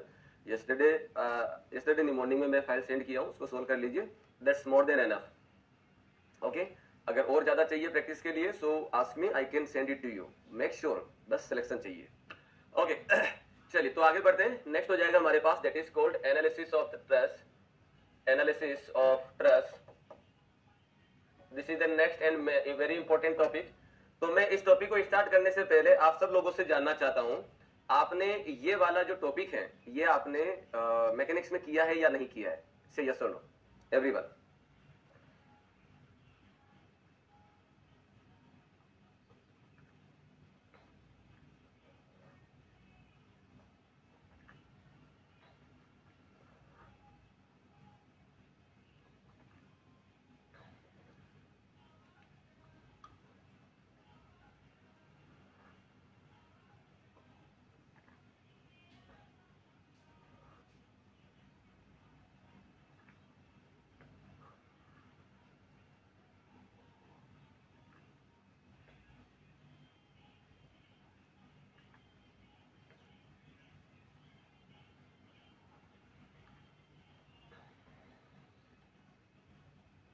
चलिए, नहीं किया तो कोई नहीं, चलो कोई नहीं। सिविल वालों का मैकेनिक्स नहीं हुआ है। चलिए तो ये काम करते हैं, आगे देखते हैं क्या कहानी है इसकी। तो एनालिसिस ऑफ ट्रस्ट के लिए अगर हम बात करें तो माय डियर फ्रेंड्स, चलो मैं ये मान के चल रहा हूँ कि हुआ ही नहीं है, तो आप ऑब्वियसली बात है, तो स्टार्टिंग से बता देता हूँ सारी चीजें, और आपको आगे मैकेनिक्स में करने की जरूरत भी नहीं पड़ेगी। सुन लो ध्यान से, बेसिक चीजें क्या है। देखिए ट्रस्ट क्या होता है, ट्रस्ट के बारे में अगर मैं बात करें, अगर हम बात करें तो सबसे पहला दिमाग में क्वेश्चन ये आता है कि सर ट्रस के बारे में हमें सोचना क्यों पड़ा। दिखती सी बात है कि अगर हमें किसी भी लोड को ट्रांसफर करना है, किसी भी लोड को ट्रांसफर करने का मतलब ट्रांसवर्स लोड। ट्रांसवर्स लोड माने वो लोड जिसके द्वारा हम लोग ये बोलते हैं ट्रांसवर्स लोडिंग। ट्रांसवर्स लोडिंग क्या होती है? दिस वन, यही होती है। इसी ट्रांसवर्स लोडिंग की वजह से बेंडिंग होती है, होती नहीं होती है। और बेंडिंग को ट्रांसफर करने के लिए हम लोग क्या करते हैं? बीम डिजाइन करते हैं। बीम आरसीसी में रेक्टेंगल शेप की होती है या गर्डर जो है आई शेप का होता है। स्टील स्ट्रक्चर में अगर हम देखें तो स्टील में आई सेक्शन हम लोग यूज करते हैं। तो जब हमारे पास में ट्रांसवर्स लोड को ट्रांसफर करने के लिए ऑलरेडी मेंबर है, आरसीसी का बीम, आरसीसी में बीम हो गया और मतलब रेक्टेंगल और आई सेक्शन का बीम हो गया और इसमें आई सेक्शन का हो गया और ये आई रोल्ड सेक्शन है और एक प्लेट गर्डर भी होता है, एक प्लेट गर्डर भी होता है। तो भाई जब हमारे पास में पहले से ये सेक्शन अवेलेबल है लोड को ट्रांसफर करने के लिए, तब हमें ट्रस के बारे में क्यों सोचना पड़ा? पहला क्वेश्चन तो ये है। दूसरा, जब ये सोच भी लिया गया तो क्या क्या बेसिक पैरामीटर थे, कैसे इसको बनाया गया? और हमने जो कॉलेज में देखा है या मतलब ये नॉर्मली जो देखते हैं कि उसमें दुनिया भर के ट्रसेस हैं, नाम आपको बता रखे हैं, जिसके बारे में सारा मैं स्टील स्ट्रक्चर में आइडिया दे चुका हूं लास्ट वाले टॉपिक में। तो पॉइंट ये आता है कि उन ट्रस के बारे में क्यों हमें बात करनी पड़ी। तो माय डियर फ्रेंड्स, अगर मैं इसमें थोड़ी सी बात करता हूं तो क्या होगा, तो इसमें अगर हम बात करें तो क्या होगा दोस्तों, मेरे पास में जो बीम होता है वो बीम एक सर्टेन लिमिट तक या सर्टेन लेंथ तक ही सूटेबल रहता है। अगर लेंथ ज्यादा होती है तब हमें बीम की डेप्थ ज्यादा देनी पड़ेगी। जितनी डेप्थ ज्यादा दूंगा उसमें अदर काइंड ऑफ फेलियर, जिसको बोलते हैं लेटरल टॉर्सनल बकलिंग, मैंने यहाँ पे जीआईएफ फाइल भी आपको बताई थी, आपको याद हो तो, लेटरल टॉर्सनल बकलिंग आना शुरू हो जाता है। और हमने ये भी देखा था कि प्लेट गर्डर की डेप्थ जो होती है, सेलो प्लेट गर्डर की डेप्थ 750 mm से कम हो तो सेलो मानते हैं और 750 mm से ज्यादा हो तो डीप प्लेट गर्डर मानते हैं। अगर ऐसा होता है तो ऑब्वियस सी बात है, अगर मैं 1 मीटर की डेप्थ का प्लेट गर्डर अगर यूज करूंगा तो माय डियर फ्रेंड्स उस केस में आप सोच के देखो, वेब की डेप्थ आपके पास में 1 मीटर की है। वेब की डेप्थ कितनी है? 1 मीटर की है। और इसकी थिकनेस जो होगी वो थिकनेस कितनी होगी? 15 mm, हद मार के 20 mm, जनरली से ज्यादा नहीं लेते हैं। 1 मीटर की डेप्थ और थिकनेस कितना है? थिकनेस आ जाएगा 15 mm, 20 mm। 1 मीटर से ज्यादा का भी हो सकता है, 1.5 मीटर डेप्थ का प्लेट गर्डर भी होता है।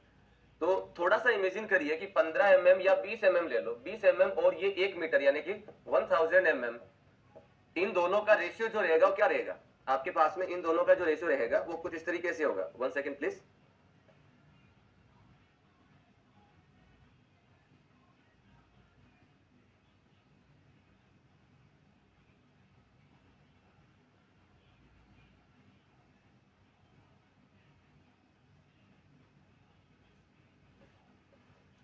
तो अगर मैं प्लेट गर्डर की बात करता हूं जिसकी डेप्थ 1 मीटर है, थिकनेस 20 mm है, तो कहीं ना कहीं ये एक आपके पास में cylinder section, very cylinder section बन जाता है, वेरी सिलेंडर सेक्शन बन जाता है। और सिलेंडर सेक्शन की जो प्रॉपर्टी होती है वो प्रॉपर्टी होती है क्विकली बकल कर जाना। क्या कर जाना? क्विकली बकल कर जाना। ये क्या हो जाएगा? क्विकली बकल कर जाएगा। लुक एट दिस, आपके पास में जो वेब सेक्शन होगा वो कुछ ऐसा बन जाएगा, इस तरीके से, इतना पतला सा हो जाएगा। 1 मीटर की डेप्थ है और थिकनेस 20 mm है। आप इस वेब से क्या चाहते हैं? ये वेब जो है ना तो ऐसे बकल करे और ना ही ये लेटरली डिस्प्लेस हो। What you want from this web, आप चाहते हैं कि ये वेब इस तरीके से बेंड करे ओनली। ठीक है, अच्छा ये हम लोग ले रहे हैं जब हमारे पास में स्पान ज्यादा आता है, स्पान 15 मीटर 20 मीटर का आ गया तो हम प्लेट गर्डर करना यूज कर लेते हैं। अब अगर मान लो मेरे पास में स्पान 100 मीटर का है या 150 मीटर का है या 80 मीटर का है, तब क्या करेंगे? तब ऐसा थोड़ी है कि हम लोग प्लेट गर्डर जो है 4 मीटर की डेप्थ का बना लें। It is impossible, that is impossible. तो पॉइंट ही आता है दोस्तों कि जब हमारे पास में स्पान ज्यादा है, रिवर में ब्रिज बनाना है, तो वैसी बात है जो कॉलम लगते हैं रिवर के अंदर वो बहुत दूरी पे लगते हैं, पास नहीं लगाते हैं। बहुत दूरी का मतलब उनके बीच में 50 मीटर 60 मीटर की डिस्टेंस तो रखते हैं। वहां पे ये वाले जो स्ट्रक्चर है, ये वाला जो कंपोनेंट है वो सूटेबल नहीं है। दूसरा, किसी तरीके से अगर हम इसको सूटेबल बना भी ले तो इसमें बहुत ज्यादा मटेरियल लग रहा है और स्टील का वेट बहुत ज्यादा होता है, तो वो भी हम लोग अलाउ नहीं करते हैं। तो फिर स्ट्रक्चरल इंजीनियर ने या साइंटिस्ट ने ये सोचा कि यार कुछ ऐसा सोचा जाए कि हमारे पास लोड भी, डेड लोड भी कम लगे। यानी कि डेड लोड कम होने का मतलब मेंबर का डायमेंशन कम हो, और हैवी लोड ट्रांसफर कर ले। हैवी लोड माने ट्रेन का लोड, मालगाड़ी जो से पास होनी उसका लोड, ऑब्वियसली बात हैवी लोड होता है ट्रेन का, तो उस लोड को ट्रांसफर कर ले। रिक्वायरमेंट क्या क्या है, एक तो सेल्फ वेट कम हो, दूसरा हैवी लोड को ट्रांसफर करे। सेल्फ वेट कम होने का मतलब डायमेंशन ऑटोमेटिक कम हो जानी है, ठीक है। तब क्या किया जाए, तब जो है 1850 यानी कि मिड ऑफ 18th सेंचुरी के अंदर यूरोपियन कंट्रीज में, शायद उधर ही है, तो कुछ एक स्ट्रक्चर का इन्वेंट किया गया जिसको बोला गया ट्रस, उसको बोला गया ट्रस। और ट्रस कैसा बना था, सबसे पहले जो ट्रस बना था वो बनाया गया था कुछ ऐसा, this is the basic truss, it is the basic truss, this is the basic truss, this is the, ये यहाँ पे रोलर नहीं है, ये एक साइड हिंज है और एक साइड रोलर है, this is the basic truss. और इस बेसिक ट्रस में, इस बेसिक ट्रस के अंदर जो है सिंपली सपोर्टेड रहती है ये, इट इज सिंपली सपोर्टेड, और 3 मेंबर कम से कम होते हैं, 3 मेंबर कम से कम होते हैं। बेसिक ट्रस की अगर मैं बात करूं तो बेसिक ट्रस में मिनिमम 3 मेंबर होते हैं, एंड सिंपली सपोर्टेड होता है, एंड सिंपली सपोर्टेड होता है। एसएस का मतलब सिंपली सपोर्टेड। फर्दर एक्सपांशन के लिए इसमें बोला गया कि आपको ज्यादा मेंबर की जरूरत नहीं पड़ेगी, 2-2 मेंबर जोड़ते जाओ, ये इसका एक्सपांशन हो जाएगा। ये 2 मेंबर जोड़े, फिर 2 मेंबर जोड़ दो, फर्दर एक्सपांशन हो जाएगा, फिर 2 मेंबर जोड़ दो, फर्दर एक्सपांशन हो जाएगा। लुक एट दिस, फिर 2 मेंबर जोड़ दो, फर्दर एक्सपांशन हो जाना है, इस तरीके से। तो फर्दर एक्सपांशन के लिए आपको ज्यादा नहीं सोचना है, आपको करना क्या है, आपको 2-2 मेंबर लगा देने हैं। तो ये हो जाएगा for further expansion, for further expansion only 2 member required, only 2 member required। Further expansion के लिए आपको 2 ही मेंबर चाहिए होते हैं, इससे ज्यादा मेंबर की जरूरत नहीं होती है। चलो, तो ये बात तो हो गई। अब क्या रहा कि जब ट्रस के बारे में देखा गया तो इसमें जो जॉइंट के बारे में पूछा गया, तो जॉइंट क्या होता है इसमें अगर हम देखें, जॉइंट जो होता है वो स्मूथ पिन जॉइंट होता है, स्मूथ पिन जॉइंट और फ्रिक्शनलेस पिन जॉइंट होता है, और ये इमेजिनरी होता है, ये रियल में नहीं होता। इसके बारे में हम लोग देख चुके हैं, तीसरा इसमें जो पॉइंट हो जाएगा, नेक्स्ट पॉइंट जो हो जाता है वो क्या होगा, नेक्स्ट पॉइंट को अगर मैं बात करूं तो मैं सबसे पहले इसको हटा देता हूं, मैं यहीं पे सपोर्ट बना देता हूं। नेक्स्ट पॉइंट क्या हो जाएगा, नेक्स्ट पॉइंट होता है कि ट्रस में जो मेंबर होते हैं वो मेंबर स्ट्रेट होते हैं। मेंबर जो होते हैं, मेंबर क्या होते हैं, मेंबर स्ट्रेट होते हैं। ट्रस के जो मेंबर होते हैं वो ऑलवेज स्ट्रेट रहते हैं, कभी भी ये जो रहते हैं वो बेंड शेप में नहीं रहते हैं, कर्व शेप में नहीं रहते हैं, मेंबर ऑलवेज स्ट्रेट रहते हैं, ठीक है, right. If member curved then the structure is known as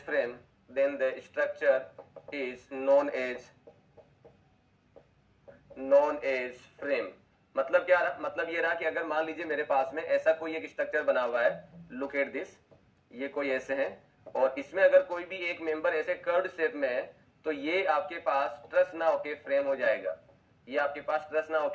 जाएगा, ट्रस के सारे मेंबर स्ट्रेट होते हैं, ठीक है। नेक्स्ट पॉइंट हो जाएगा, है ना, load is applied eight node और जॉइंट ओनली, यानी कि लोड जो अप्लाई किया जाएगा वो हमेशा अप्लाई किया जाएगा या तो यहाँ पे या फिर यहाँ पे या फिर यहाँ पे, कभी भी मेंबर पे नहीं लगाया जाएगा, अगर आपने मेंबर पे लोड लगा दिया तो मेंबर में बेंड हो जाएगा, और ट्रस में बेंडिंग नहीं होता है, राइट। तो इसमें क्या हो जाएगा, load is applied at the node और joint only if load is applied at the member, ये मैं आपको चलो वर्बली बोल के लिखवा देता हूं, पहले आप ये लिखो, ये सारा लिखो, ये लिखिए सारा, लिखो फटाफट।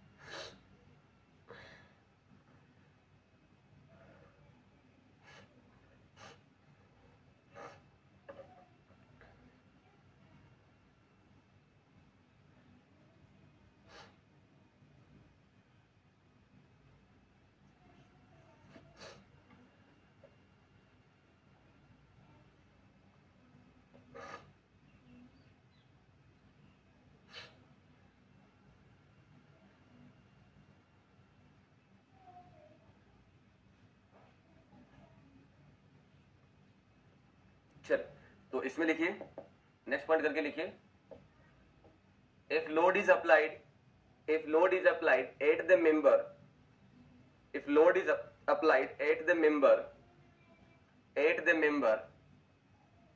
if load is applied at the member, then member will bend then the member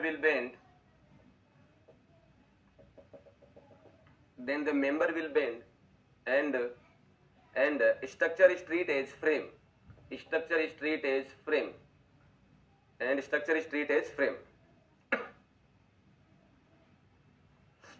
is treated as frame.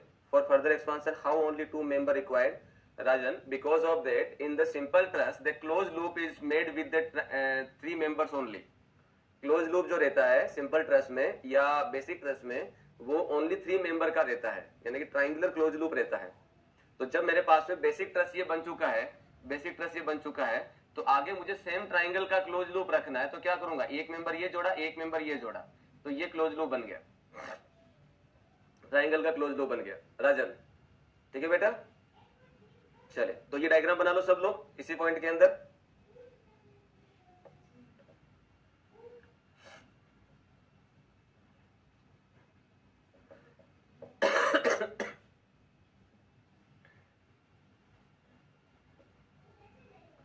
Next point,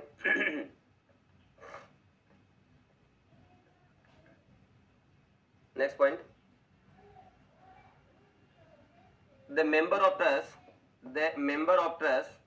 will carry only axial force. The member of truss will carry only axial force. The member of truss will carry only axial force. आगे लिखो, the bending moment is zero in the bending moment is zero in the member of truss. The bending moment is zero in the member of truss. Next point, self weight of member is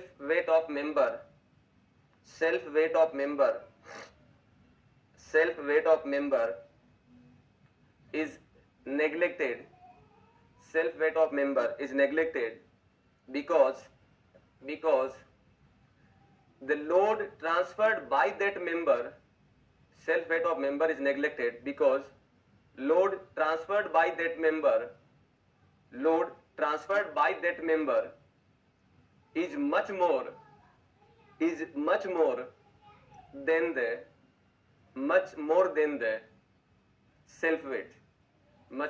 the self weight. Okay, next point को जानने से पहले आप खुद ही सोच के बताना है, मैं इसका आंसर नहीं लिखूंगा, आपको ही बताना है। देखो इधर, जब हम लोग ये बोल रहे हैं कि हमारे पास में ट्रस का जो क्लोज लूप रहता है वो ट्राइंगुलर का रहता है, मैं ये थोड़ी बोल रहा हूं कि हमेशा ऐसा ही बनना है। ऐसा भी तो सिंपल ट्रस बनता है, ऐसा भी बन सकता है, राइट। और अगर मुझे इसको एक्सपांशन करना है तो मैं ऐसा भी कर सकता हूं, ये भी सिंपल ट्रस में आता है, नहीं आता है। बस क्लोज लूप जो रहता है ना, वो मेरे पास ट्राइंगल का बनना चाहिए। आप मेंबर कैसे भी लगा लो, हमेशा 60 डिग्री रहेगा एंगल, वो जरूरी नहीं है ना। ये एंगल 90 डिग्री है, तो ये कितना भी हो सकता है मेंबर की डायमेंशन के हिसाब से। ये वाले में अगर मैं ये नहीं लगाता हूं, तो ये 60 का बन जाएगा। सो कुछ भी हो सकता है ना। ये जरूरी नहीं कि एंगल हमेशा 60 डिग्री का ही रहेगा या 90 का रहेगा, 30 का रहेगा, ऐसा कोई हार्ड एंड फास्ट नहीं है। मेंबर की डायमेंशन के हिसाब से वो एंगल रह जाएगा, ठीक है। चलो, अब पॉइंट ये आता है दोस्तों कि भाई मेरे पास में ये जो स्ट्रक्चर बना है, इसके ऊपर मैं लोड लगाता हूं, तो मान लो इसमें कंप्रेशन आ रहा है, इसमें कंप्रेशन और इसमें टेंशन मान लेते हैं। अभी नहीं पता आता नहीं आता, बट अभी मानना जा रहा है। तो एक चीज बताइए, मेंबर जो ट्रस में जो मेंबर लगा है उसकी लेंथ ज्यादा ही होती है। ब्रिज ट्रस में आपने देखा होगा मेंबर की लेंथ बहुत बड़ी होती है और डायमेंशन कम रहती है। तो अगर इस मेंबर पे कंप्रेशन फोर्स लग रहा है, पीसी अगर लग रहा है, और एक मेंबर पे टेंसाइल फोर्स लग रहा है, तो मुझे एक बात बताओ, इस कंप्रेशन मेंबर में फेलियर नेचर क्या होगा और इस टेंशन मेंबर में फेलियर नेचर क्या होगा? Tell me. इस वाले मेंबर का बताओ पहले। कंप्रेशन मेंबर में जब इसकी लेंथ ज्यादा है और कंप्रेसिव लोड लग रहा है, then what is the failure nature, what is the failure nature of this member, what is the failure nature of this member. So हम लोग ये जानते हैं कि अगर मेंबर का लेंथ ज्यादा है तब उस केस में, मेंबर का लेंथ ज्यादा है और अगर कंप्रेसिव फोर्स अगर लग रहा है तब उस केस में मेंबर क्या कर जाएगा, बकल कर जाएगा। मेंबर क्या कर जाएगा, बकल कर जाएगा। करेगा नहीं करेगा? जबकि टेंशन मेंबर में बकलिंग नाम की कोई चीज नहीं होती है, टेंशन मेंबर में बकलिंग नाम की कोई चीज नहीं होती है। सो इन जनरल ऐसा भी रहता है कि इन जनरल, ये हार्ड एंड फास्ट नहीं है बट जनरली हम लोग ऐसा रखते हैं कि भाई कंप्रेशन मेंबर जो रहता है उसकी थिकनेस को हम लोग ज्यादा रखते हैं और टेंशन मेंबर की थिकनेस को हम लोग क्या रखते हैं, कम रखते हैं। तो इन जनरल ये भी रखता है कि भाई हम लोग जो है वो कंप्रेशन मेंबर थिक रहता है और टेंशन मेंबर थिन रहता है, ताकि इसको थिक इसलिए रख रहे हैं ताकि बकलिंग को रोका जा सके, इसमें थिन इसलिए रख रहे हैं क्योंकि बकलिंग होती नहीं है। ठीक है, तो नेक्स्ट पॉइंट करके लिखो, इसमें नेक्स्ट पॉइंट करके लिखिए। interest generally the compression member are interest generally the compression member are thick, compression member are thick और टेंशन मेंबर जो रहते हैं टेंशन मेंबर आर थिन। ऐसे लिखना है, स्टेटमेंट आपने लिखे आया था आपने, और फिर ये लिखना है कंप्रेशन मेंबर आर थिक और टेंशन मेंबर आर थिन। ये थिक इसलिए टू प्रिवेंट बकलिंग, ऐसे लिखना है आपको लाइन के अंदर।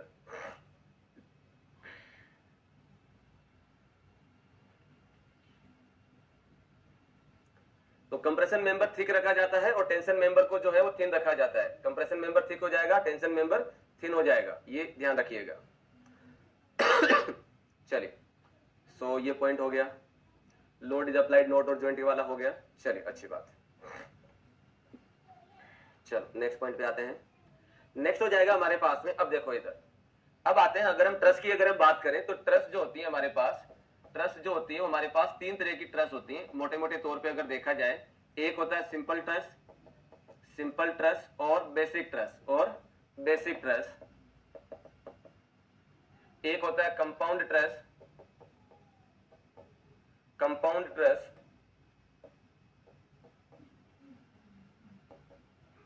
और एक होता है कॉम्प्लेक्स ट्रस। ठीक है, सिंपल ट्रस और बेसिक ट्रस जो होती है वो ट्रायंगुलर शेप की रहती है, this is called the simple truss, made with three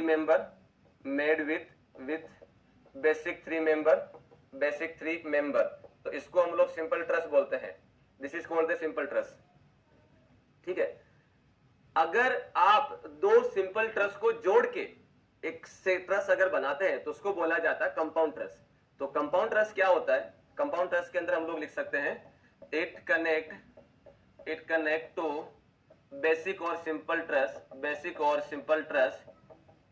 truss. तो जैसे अगर मैं बोलता हूं ये वाली चीज, तो ये जो मेरे पास में होगा this is the major truss, और इसके अंदर एक दूसरा हमने बना दिया कुछ ऐसे, तो ये आ जाएगा कंपाउंड ट्रस। ये किसका एग्जांपल हो जाएगा, this is the compound truss का एग्जांपल हो जाएगा।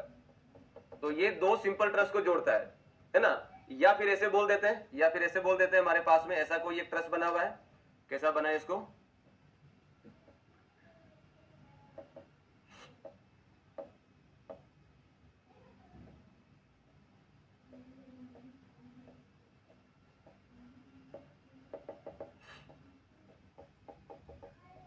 This is known as the, ये भी आपके पास में इसी का एग्जांपल है। ये सिंपल ट्रस है और इसी सिंपल ट्रस को यहाँ पे ये जोड़ रहा है, तो ये पूरा का पूरा कंपाउंड ट्रस कहलाया जाएगा, ये पूरा का पूरा कंपाउंड ट्रस कहलाया जाएगा।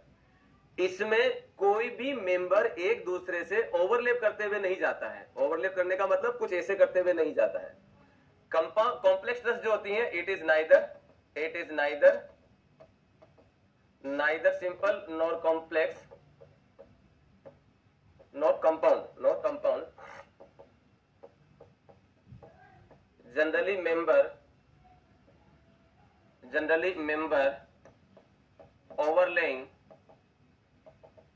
to each other, generally member overlaying to each other।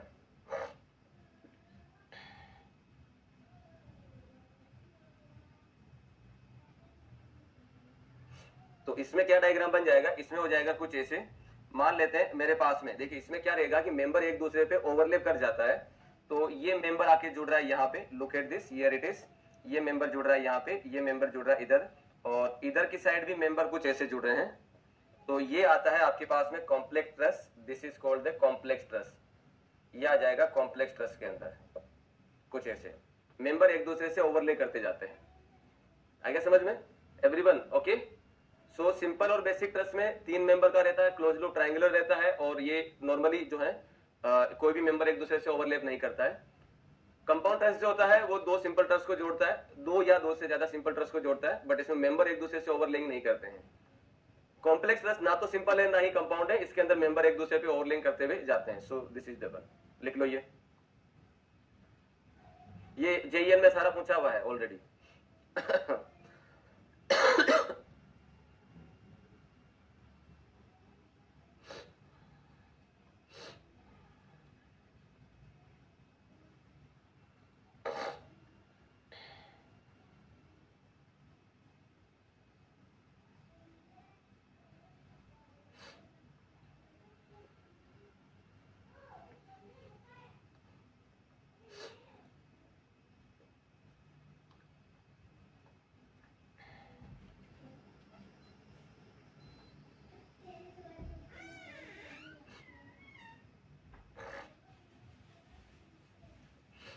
ओवरलेइंग बोल सकते हो या ओवरलैपिंग बोल सकते हो, दोनों एक ही चीज है। इसको ओवरलैपिंग भी बोल सकते हो, दोनों में से कुछ भी आप इसको बोल सकते हो।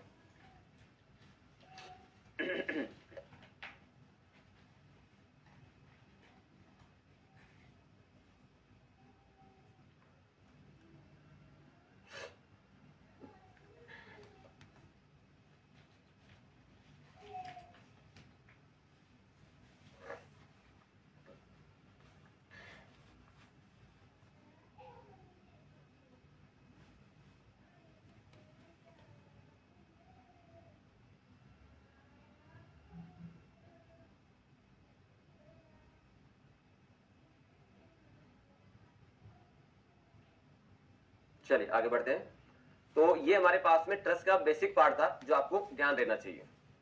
अब आते हैं कि जब हम ट्रस को एनालिसिस करते हैं या जब हमने इसको मेंबर में फोर्सेस निकालने के लिए देखा था, तब स्ट्रक्चर ने, देखो ये तो हमने लिख दिया कंपाउंड ट्रस और ये क्या होती है वो सारा हमने देख लिया, लेकिन अगर आप देखते हैं, जैसे मैंने स्टील स्ट्रक्चर में भी आपको बताया था कि दुनिया भर के टाइप ऑफ ट्रसेस बने हैं, ट्रे ट्रस, ओक ट्रस,